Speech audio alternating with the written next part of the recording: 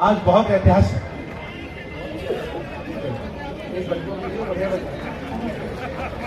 जी professor आप सबका शुक्रिया। खुल के नहीं बोला जा सकता है क्योंकि समय की पाबंदी है। आप सबका शुक्रिया। अरे सम्मान दे, कोई बैठा लो, बाहर से कोई व्यक्ति आता है, आप लोग उठ नहीं रहे हो भाई। जी प्रोफेसर। आयोजक और मेरठ की श्रोता दोस्तों को बहुत बहुत बधाई और शुक्रिया। तीसरी चौथी बार मेरठ आ रहा हूं और वैसे जगह पे बोल रहा हूं खड़ा होकर, मेरे लिए ऑनर की बात है, सम्मान की बात है कि जहां कभी बाबा साहब ने भाषण दिया था। 1952 या 53 की बात है, मैंने पढ़ा है। और यहां मेरठ कॉलेज के छात्रों से भी उन्होंने मुलाकात की थी। और जब मैं पिछली बार आया था तो जाटव गेट पे बाबा साहब की अस्थियां रखी हुई है, उस पर भी हमने वीडियो बनाया। मैं इतिहास का छात्र हूं, एक्टिविस्ट हूं, तो मेरी खोजी नजर इतिहास से जुड़े हुए पहलुओं पर हर समय रहती है, क्योंकि हम सब पढ़ते हैं कि जो इतिहास नहीं जानता वो समाज गुलाम होता है, लेकिन समाज में हमारा इतिहासकार ही नहीं। इतिहासकार कोई बनना भी नहीं चाहता है, क्योंकि रिसर्चर और शोधार्थी बनने के लिए 20 से 25 साल कमर और कुर्सी को एक करना पड़ता है, तब जाके वो बात निकलती है। यहाँ मैगी टाइप नहीं है, चट 2 मिनट में कुछ नहीं होता है, सदियां गुजर जाती है प्रोफेशनल हिस्टोरियन और रिसर्चर बनाने में। बहरहाल मैं अपने जीवन में हर समय बैक बेंचर रहा हूं, मतलब पीछे बैठने वाले, कहां गए बंदे जी। और मुझे उसमें कोई ये नहीं, मुझे मजा आता है। और मैं जब किसी भी प्रोग्राम में जाता हूं तो एज ए एक्टिविस्ट, आम आदमी, आम इंसान, जब अगर 2 घंटा बैठाएंगे मुझे मंच पर, तो मुझे लगता है कि मुझे सजा मिली है। तो उससे बेहतर है मैं लोगों से मिलना जुलना, बातचीत करना ज्यादा मुझे अच्छा लगता है। लोगों से मिलता जुलता हूँ। बैठा के चुपचाप बैठा के एक पानी का बोतल देंगे, 2 घंटा बैठाए रहेंगे, उससे बढ़िया दोस्तों से, भाइयों से मिलूं, इधर माताएं बहनों से मिलूं, बातचीत करूं। बहुत बढ़िया। लेकिन चलिए, अच्छी बात है, हमारे समाज में बहुत दिनों से लोगों को सामने बैठने नहीं दिया गया, तो कम से कम आदत तो पड़ी। बैठ गए, सम्मान नहीं मिला, इसलिए सम्मान में 2 घंटे लगते हैं, लेकिन मैं सम्मान से उब गया। इस सम्मान में तकरीबन 2-2.5 घंटे लग जाते हैं, और उसमें इतने सारे महत्वपूर्ण वक्ता है, मतलब 10 मिनट भी बोलेंगे तो मुझे लगता है 5-6 घंटे तो ऐसे ही हो जाएंगे। इसको शॉर्ट किया जाए, मैं जहां भी जा रहा हूं बोल रहा हूं, शॉर्ट किया जाए, एक आदमी का सम्मान करने का भी है। तो चलिए, कम से कम मंच पे इतने सारे लोग हैं, मैं चाहता हूं कि इतने सारे लोग विधानसभाओं में, पार्लियामेंट में दिखे, विश्वविद्यालयों में दिखे, मीडिया घरानों में दिखे, प्रोफेशनल वर्ल्ड में दिखे, हर जगह दिखे। खाली हुक्मरान का नारा देने से कुछ नहीं होने वाला है, बहुत सारे और सारे काम है जिसको होना है। आज 2-3 पॉइंट ही बोलूंगा, 10 मिनट बोलना है, उसमें क्या बोला जा सकता है कि बाबा 2 हुए। एक बाबा के हाथ में संविधान है और एक बाबा के पास मनुस्मृति है। देखा है ना वीडियो? 2 बाबा हैं, एक के हाथ में संविधान है और एक के हाथ में मनुस्मृति है। तो ये सिर्फ ऐसे ही नहीं है, ये प्रतीक है, एक सिंबल है कि ये 2 विचारधाराओं का एक तरह से टकराव है। देश में जो हालात हैं, मैं समझता हूं कि संविधान और मनुस्मृति के बीच एक तरह का धर्म युद्ध है, और मैं इस धर्म युद्ध में संविधान के साथ खड़ा हूं, चाहे इसकी कीमत जो भी चुकानी पड़े। दोस्तों, उत्तर प्रदेश में और देश में आजकल भावना बहुत जल्दी हाथ हो रही है। अभी एक पार्लियामेंट स्ट्रीट थाने में भी एक आदमी ने शिकायत की है कि शिवरात्रि के दिन बाबा साहब के सामने उस संतरा वाला जो है शिवलिंग लगा दिया, इससे हमारी भावना आहत हो। मेरे पास आए थे मैंने कहा कि इसमें दो एंगल से देखने की जरूरत है कि एक तो शिवलिंग में संतरा कलर कर दिया गया, तो जो शिव भक्त हैं उनको भी आदत होना चाहिए इस बात से। दूसरे, जहां पे शिवलिंग को रखा गया वो बाबा साहब के पांव के नीचे, तो इसमें शिव भक्तों की भी जो है भावना आहत होनी चाहिए थी और उनको भी मोर्चा संभालना चाहिए था। लेकिन आपको लगा कि बाबा साहब ने 22 प्रतिज्ञा में जो बात कही है उस हिसाब से आपकी भावना आहत हुई तो आप थाने चले गए। तो उसमें 3 एंगल से मैंने निकाले, 3 एंगल से होनी चाहिए। जो शिव के भक्त हैं उनको भी आहत होनी चाहिए कि आप पांव के नीचे बाबा साहब जहां पे पांव चढ़ाकर रखे हैं वहां पे आपने जो है शिवलिंग लगा दी। तो भावना अब क्या है, तुम्हारे पांव चरण और हमारे पांव लात। तुम कहो तो ब्रह्मवाद और हम कहें तो हल्ला। दोस्तों,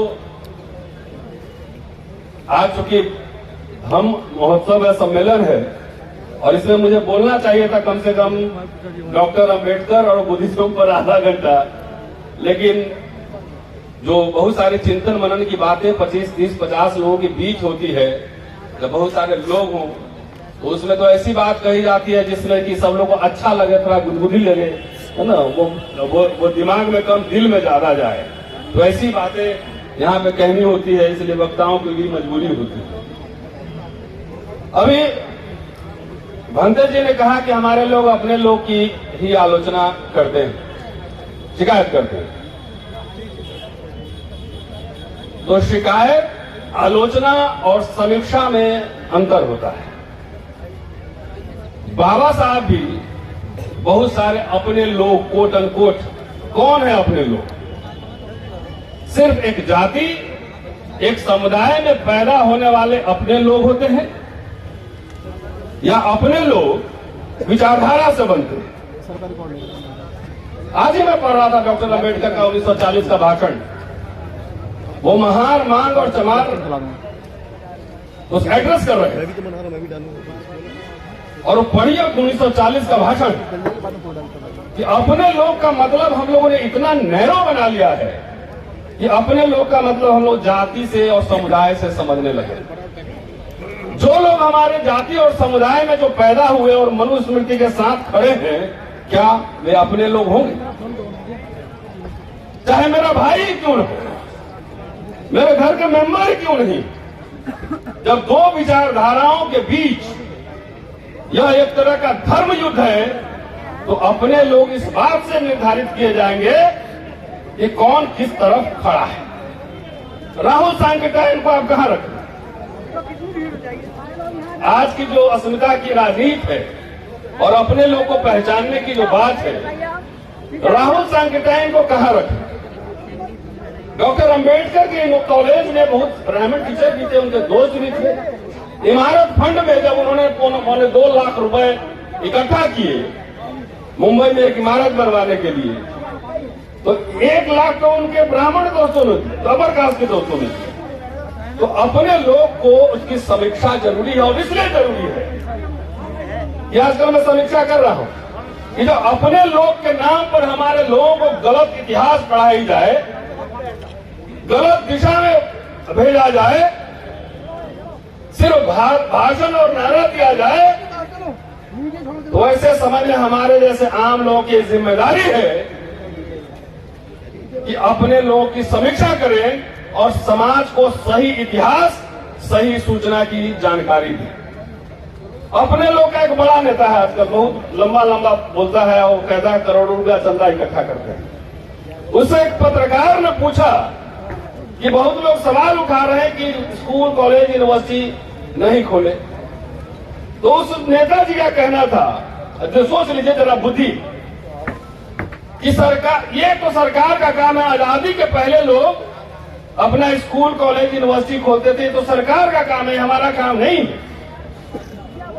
अगर बात तो सही है कि सरकार का काम है, लेकिन सरकार अगर शिक्षा से अपनी हाथ पीछे खींच ले तो इसका जवाब बताओ।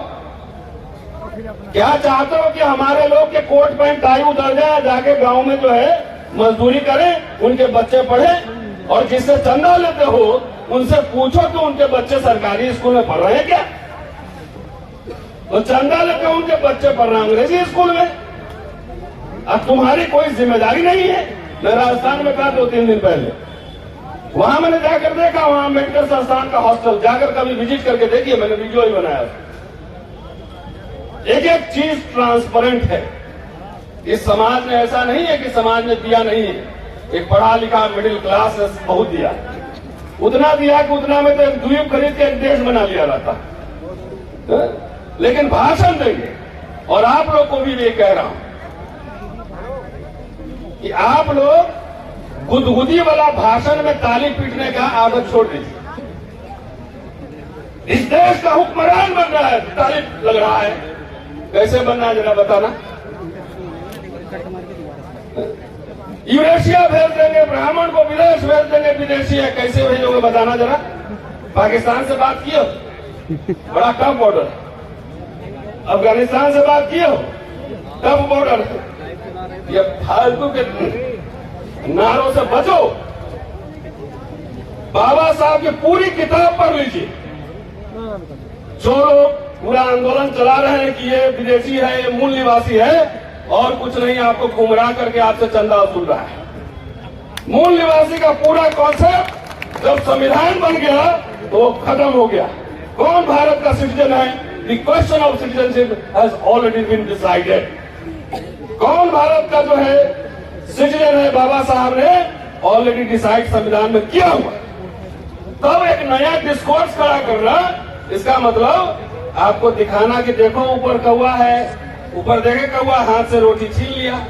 तो गुदगुदी वाला भाषण सुन के खूब ताली बजा रहे हैं, सरकार बना देंगे, ये कर देंगे। अरे जब पांव के नीचे से जमीन खिसक गई। 10-20 साल ठहर जाइए। जितने पढ़े लिखे बाबू लोग हैं ना, बेटी का ब्याह करने के लिए जो लड़के नहीं मिलेंगे, दावे के साथ कह रहा हूं, नोट कर लेना। इसलिए कि सारे कुछ निजीकरण हो रहे हैं। स्कूल, कॉलेज, यूनिवर्सिटी, जिस आरक्षण से एक मिडिल क्लास तैयार हो रहा था, उसको पूरा नस्तनाबूद कर रहा है। पार्लियामेंट नहीं करेंगे, सड़क पर नहीं उतरेंगे, कुछ नहीं करेंगे इस मुद्दे पर। शिक्षा खत्म है, रोजगार खत्म है, बेरोजगारी है, इस पे बात नहीं होगी। खाली किस पे बात होगी? हुक्मरान बनना है, संसद के गुंबद पे बैठ के झंडा फहराना है, और वहां से दूरबीन से अफगानिस्तान तक का शासन करना है। कितना अच्छा लगता है आप लोग सुनने में? Fantasy, dream girl film. बहुत रात में सोते होंगे तो लगता होगा पूरा ये आरएसएस के लोग फैलाते हैं चुनाव के समय गांव-गांव में, और खासतौर से दलितों में और पिछड़ों में। ये मौलवी साहब पाकिस्तान चला जाएगा ना तो हवेली और जमीन तुम्हारा ही होगा। खूब गुदगुदी लगता है कि हमारा ही होने वाला है। आज तक 4 मुसलमान को पाकिस्तान भेज पाए। उसी तरह उसका एक दूसरा चैप्टर है, दूसरा पहलू दलित ट्रेडिशन आरएसएस का। वो सारी एनर्जी इसी में लगा रहा है कि इसको यूरोसिया भेजेंगे, ब्राह्मण विदेशी है, और आप गुदगुदी हो जाती है कि चले जाएंगे तो सारा माल हमारा होगा। तो ये दीवा स्वप्न हटा दीजिए। कोई कहीं नहीं जा रहा है। जो इस देश में पैदा हुआ है यही रहेगा। असली लड़ाई आत्मसम्मान, स्वाभिमान, सम्मान के साथ जीने की है। संसाधन में भागीदारी है, शिक्षा है, स्वास्थ्य है, यूनिवर्सिटी है, कॉलेज है। ये नहीं इतना बड़े बड़े पंडाल देश भर में कार्यक्रम हो रहे हैं। आज मैं इस मंच से यह आह्वान कर रहा हूं कि अगर आज बीजेपी आरएसएस शासन में है तो राजनीति और चुनाव की वजह से नहीं। उनके स्कूल, कॉलेज, यूनिवर्सिटीज, संस्थाएं खुली हैं, उसमें लीडर पैदा होते हैं। चुनाव तो खाली बाई प्रोडक्ट है। बिल्कुल सर। इतने सारे बाबा साहब के एक दिन जयंती नहीं मनाएंगे, बड़े बड़े पंडाल लगा के, तो क्या हो जाएगा? बाबा साहब का महत्व कम हो जाएगा क्या? ये तो 10 साल में ज्यादा हुआ। इतने पैसे बचा लीजिए और सारे पैसे बचा के एक ऑक्सफोर्ड के टक्कर का यूनिवर्सिटी खोलिए, नेता वहां से पैदा होगा, तब हुक्मरान बनेंगे। गुड, बहुत बढ़िया। को अपना खोलिए ना, तो हमारे नेता और चंदाखोर और धंधाखोर के एजेंडा में ये बात नहीं है। वो समझता है कि खाली चुनाव जीत के हुक्मरान बनेगा। लाइन चलाना। अरे एक सीए तो ढंग का है नहीं आपके समाज नेटवर्क नहीं आ रहे। में, तो खीरा चोरी के आरोप में जेल चले जाओगे। हीरा चोरी इंग्लैंड में फोटो खिंचवाता भेज दे मैसेज। है नेटवर्क नहीं आ रहे। हवेली में रह, तो हवा में मत उड़ी। सुजीत बैठा हुआ है अपने समाज का, वहाँ भानु प्रताप जी बैठे हुए हैं, 10-20 लॉयर है जो गाउन फहरा के जाके चीफ जस्टिस कोर्ट में अंग्रेजी में बहस करता हो, और हुक्मरान बन लोगे, कैसे बनो? ये गलतफहमी पालिया, आपसे जाइए सोचिए। ये मीठा दवाई हम नहीं देते हैं, कड़वी दवाई देते। जाके सोचिए कि आप जो पैसा खर्च कर रहे हैं, आपका बच्चा अंग्रेजी स्कूल में पढ़ रहा है कि नहीं पढ़ रहा है। और भक्ति और डांस करने से ज्यादा बेहतर है अंग्रेजी देवी को सलाम कीजिए, उनको पूजा कीजिए। अंग्रेजी नहीं पढ़िएगा तो भक्त होके खाली डीजे पे डांस करते रहिए और कुछ नहीं कर पाइए। ये बात कहने आया हूं, दिमाग पर जोर दीजिए। मुश्किल काम में थोड़ा एनर्जी लगता है? और मीठा मीठा लड्डू कब कब खा लेते हैं। और नीम का जो है कुछ मिलेगा बना के तो थोड़ा सा कड़वा लगता है, हम लोग नीम है। अगर बाबा साहब के पूरे अंतिम बात कह रहा हूं, बाबा साहब में खूब नारे लग रहे हैं। बाबा साहब के राइटिंग्स पढ़िए। मैं महाराष्ट्र में जाता हूं तो बाबा साहब को ऊपर बोलने से पहले 3 मिनट तो उनके गुणगान में महाकारुणिक, महाबोधि, तमाम तरह की बात। बाबा साहब खुद ही भाइयों और बहनों से संबोधन शुरू करते थे और बोलने में ज्यादा, काम की बात करने में ज्यादा वक्त लगाते थे। बाबा साहब को अगर पढ़ेंगे, उनको देखेंगे तो उसमें 2 चीज स्पष्ट रूप से दिखेगा। एक तरफ बुद्ध और एक तरफ कार्ल मार्क्स, और दोनों को अगर हटा के बाबा साहब को समझेंगे, बाबा साहब का भी ना समझ पाएंगे। कार्ल मार्क्स, बुद्धा, कबीर, पूरा दर्शन पढ़िए। वो स्टेट सोशलिज्म की बात कर रहे हैं, जो धर्म की प्रचार की बात कर रहे हैं। ये समय नहीं है 1954 में रंगून का भाषण। ये बौद्धिज्म और धर्म जो है ये अपने आप घर में नहीं रहेगा। भंते जी लोग सबको घूम घूम के प्रचार करना पड़ेगा। इसका फॉर्मूला उन्होंने दिया हुआ है। शुक्रिया साथियों, फिर कभी मौका मिलेगा तो विस्तार से।